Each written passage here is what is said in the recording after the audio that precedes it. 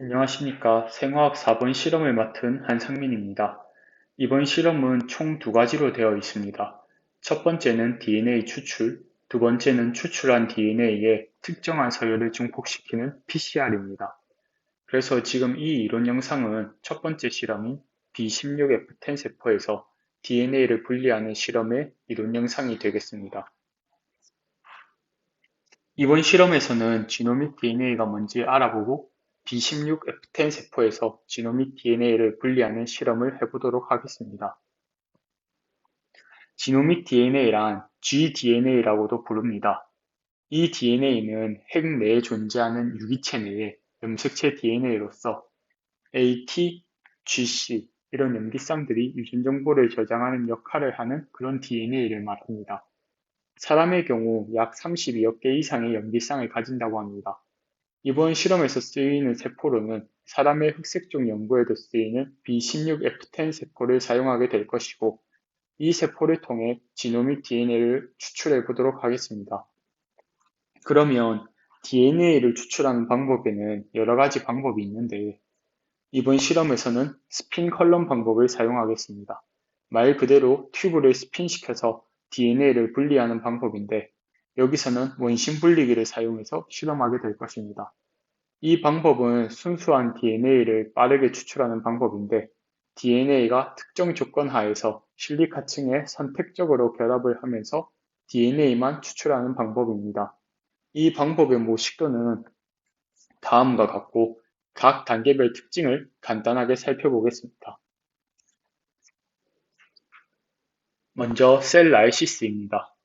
핵 내에 존재하는 DNA를 추출하기 위해 세포막이나 핵 내부 단백질을 녹여서 DNA 추출이 용이하도록 준비하는 단계입니다. DNA 추출이 용이하도록 준비를 했으면 아까 말씀드린 것처럼 튜브 안에 있는 실리카층에 DNA만을 선택적으로 바인딩 시켜야 합니다. 그래서 두 번째 단계는 DNA 바인딩 단계입니다. 이 단계에서 쓰이는 시약으로는 키오트로픽 솔트 버퍼와 순수한 에탄올이 있습니다. 에탄올을 사용하는 이유는 에탄올 환경에서 DNA는 녹지 않는다는 성질을 가지고 있기 때문에 DNA가 서로 뭉치면서 침전을 하게 됩니다. 그래서 이때 실리카층에 DNA가 바인딩 되기 쉽게 만들어줍니다. 밑에 있는 실리카 멤브레인의 그림을 보시면 수용액 상태에서는 멤브레인과 물 분자가 수소 결합을 하고 있습니다. 여기에 키오트로픽 솔트를 넣어주면 수소 결합을 하지 못하게 만들어주고 솔트 안에 있는 양이온과 멤브레인이 결합하게 되고 DNA 안에 있는 인산기 골격체는 음전하를 가지므로 양이온과 이렇게 인산기가 결합을 하게 되면서 DNA가 더 잘 흡착되게 만들어줍니다. 이렇게 DNA를 바인딩 시켜준 다음 컬럼 안에 있는 불순물을 제거하기 위해 와시 단계를 진행하게 됩니다. 이때 DNA 바인딩은 유지하고 나머지 불순물을 제거해야 합니다. 마지막으로 실리카층에 붙어 있는 DNA를 분리하는 일루션 단계입니다. 여기서는 실리카 멤브레인과 DNA가 결합하고 있는 것을 이렇게 끊어주게 되고 DNA만을 추출합니다. 이 과정은 물을 넣어주면서 진행하게 될 것입니다.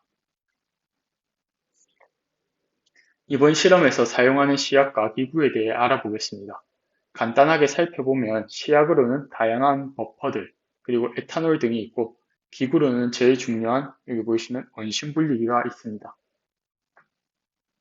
프로테이니즈 K와 RNase A를 넣어주는 이유는 이 시약 둘 다 효소입니다.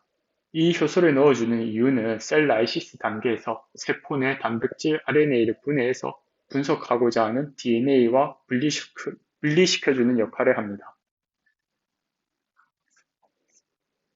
실험 방법은 앞에서 본 스핀 컬럼의 모식도를 가지고 와봤습니다.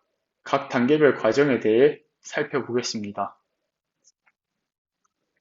먼저 셀 라이시스 단계에서는 B16F10 세포를 원심 분리해서 펠렛으로 만들어주고 PBS 버퍼를 넣어서 펠렛을 재분산시킵니다. PBS 버퍼를 넣어주는 이유는 PBS 버퍼가 pH가 약 7.4 정도입니다. 이 pH는 생체 환경과 비슷하기 때문에 세포를 안정화시켜주는 역할을 합니다. 그 다음 앞서 말한 프로테인식 K와 RNase A를 넣어서 DNA를 분리시킵니다. 다음은 바인딩 단계입니다. 분리한 DNA를 바인딩 시켜주기 위해 GB 버퍼를 넣어주는데 여기서 GB 버퍼란 앞에서 말한 그 키오트로픽 솔트 버퍼입니다. 이 버퍼를 넣어줌으로써 DNA와 실리카가 더 잘 결합할 수 있도록 만들어줍니다. 그리고 순수 안에 탄원을 넣어서 DNA가 더 침전이 잘 될 수 있게 만들어줍니다. 그 다음 원심 분리를 해서 DNA를 바인딩 시켜주게 됩니다. 다음은 워시 단계입니다. 이 단계는 앞서 말씀드린 것과 같이 불순물을 제거하는 과정입니다. 이때 워싱 버퍼를 사용해서 불순물을 제거하게 됩니다. 마지막으로 일루션입니다. 이 단계에서는 실리카층에 결합된 DNA를 분리해서 다음과 같이 여기 DNA를 얻게 되는 과정입니다. 여기서는 유클리스 프리워터를 사용합니다. 유클리스 프리워터란 핵산을 분해하는 효소가 없는 물을 뜻합니다. 이 물을 넣어줌으로써 DNA가 더 잘 용출될 수 있게 해줍니다. 이상으로 이론 영상 마치겠습니다. 두 번째 실험은 폴리머 체인 리액션, PCR 실험입니다. PCR은 특정 DNA 서열을 증폭시키는 기술을 말합니다.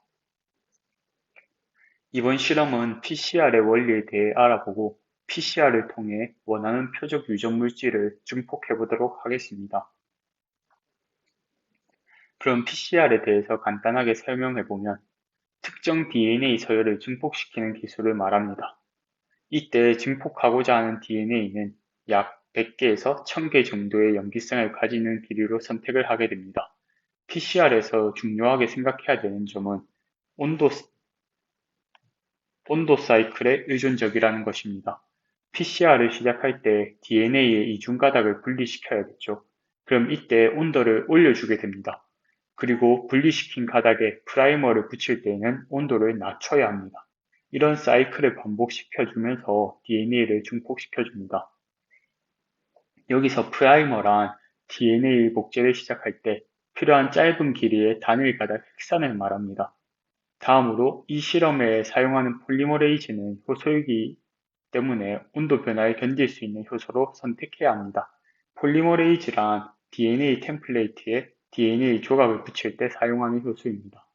PCR을 돌리게 되면 한 개이었던 DNA가 두 개로 증폭하게 됩니다.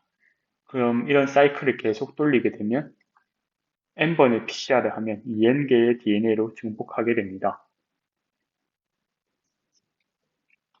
다음으로 PCR의 구성 요소에 대해서 간단하게 살펴보겠습니다. 보시는 대로 총 이렇게 6가지로 구성되어 있습니다. 첫 번째는 DNA 템플레이트입니다. 이건 앞서 실험에서 저희가 추출한 B16F10 세포의 gDNA가 되겠습니다. 두 번째는 DNA 폴리머레이즈입니다. 앞서 말했듯이 폴리머레이즈란 DNA 조각을 새로운 DNA 템플레이트에 붙여주는 효소로서 이번 실험에서는 열에 안정한 탑 폴리머레이즈를 쓸 것입니다. 세 번째는 두 개의 프라이머가 필요합니다. 프라이머는 앞서 설명한 것과 같이 DNA 복제를 시작할 때 필요한 짧은 길이의 단일 가닥 핵산을 말합니다. 이렇게 DNA 이중 가닥을 분리하게 되면 각 가닥에 두 개의 프라이머를 붙여줘야 합니다. 이때 방향에 따라서 포워드, 리버스 프라이머라는 이름을 붙여줍니다. 네 번째는 DNTP입니다. DNTP란 DNA가 합성되기 위한 조각을 말합니다. 따라서 합성에 필요한 네 가지 염기인 ATGC 모두 필요함으로써 다음과 같이 DATP, DTTP, DGTP, DCTP 모두가 필요합니다. 다섯 번째는 버퍼 솔루션입니다. 버퍼 솔루션은 DNA 폴리머레이즈를 안정화시키고 활성을 얻는 환경을 제공합니다. 마지막으로 바이글런트 캡타이온, 즉 이가 양이온을 말합니다. 이때 사용하는 이온으로는 마그네슘 또는 망간을 사용하는데 이번 실험에서는 마그네슘을 사용합니다. 이런 양이온들을 넣어주는 이유는 DNA의 임상기가 음전하를 가지기 때문에 안정화시키기 위해 사용합니다. 그럼 사용되는 DNA 프라이머를 어떤 식으로 디자인하는지 알아보겠습니다. 프라이머는 앞서 말한 것과 같이 포워드, 리버스 이렇게 두 가지를 준비합니다. 이 두 가지 모두 5에서 3 방향으로 준비합니다. 그리고 구성되는 뉴클레오타이드는 18에서 25 정도의 길이로 설정하게 되고 프라이머 또한 단일가당 헬산이기 때문에 안에 다양한 염기들이 존재하게 됩니다. 이때 GC 염기쌍은 3중결합을 하고 있기 때문에 함량이 높을수록 DNA가 안정적이게 됩니다. 그리고 안정하기 때문에 높은 내열성을 가집니다. 따라서 GC 함량에 따라 DNA의 어닐링 템퍼리처를 예측할 수 있습니다. 그리고 사용하는 프라이머는 염기 서열들이 4번 이상 반복되거나 같은 구조를 가지는 반복 서열은 피하는 게 좋습니다. 왜냐하면 사용하는 템플레이트와 미스매칭 될 가능성이 높기 때문입니다. 그리고 두 개의 프라이머의 TM 값, 여기서 TM 값이란 이제 이중 나선 구조의 DNA가 변성되기까지의 온도 변화에 있어서 그 중간 값을 말합니다. 여기 보이시는 TM 값 보이시죠? 이런 TM 값이 5도C 이내의 값을 가지도록 설정합니다. 그 이유는 TM 값이 비슷할수록 사용하는 프라이머의 성능이 올라가기 때문입니다. 마지막으로 2차 구조는 피하는 게 좋습니다. 2차 구조는 다음과 같이 있습니다.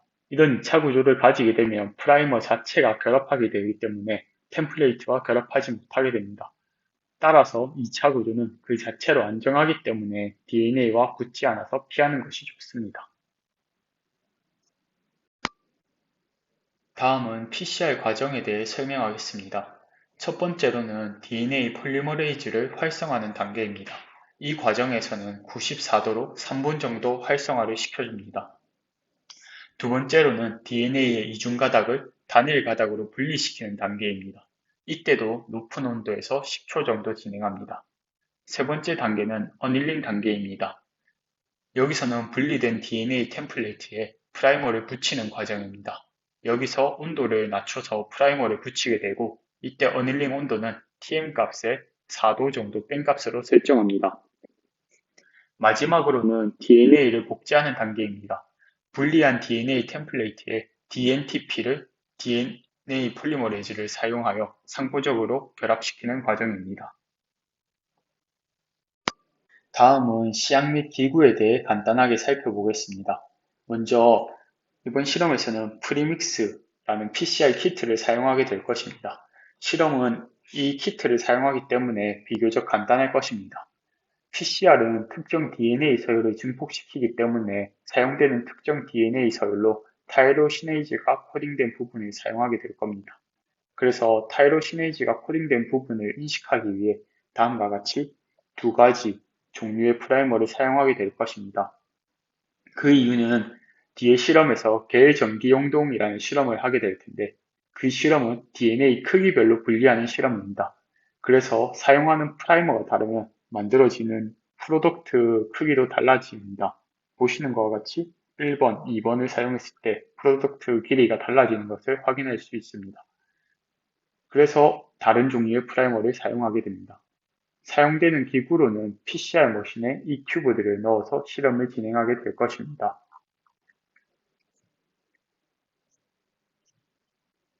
다음으로 실험 방법입니다. 앞서 말했듯이 크기별로 프로덕트를 만들 것이기 때문에 키트 튜브를 2개 준비합니다. 그 다음 키트에 DNA 프라이머, 증류수를 넣고 볼텍싱 후 원심 분리를 해줍니다. 그 뒤 PCR 머신에 넣어서 PCR을 진행하면 되겠습니다. 이상으로 이론 영상 마치겠습니다.